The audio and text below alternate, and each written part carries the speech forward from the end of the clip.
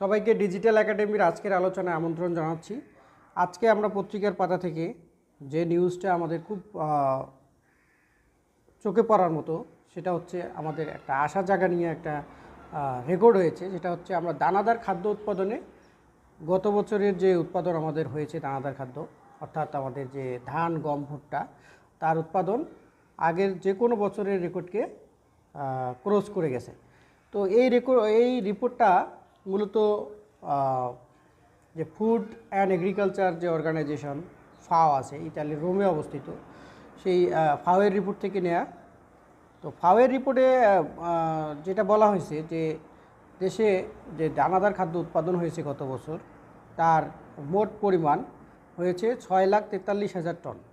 তো 6,43,000 টন আমাদের যে বিগত বছরগুলোতে যে উৎপাদন হয়েছে তার চেয়ে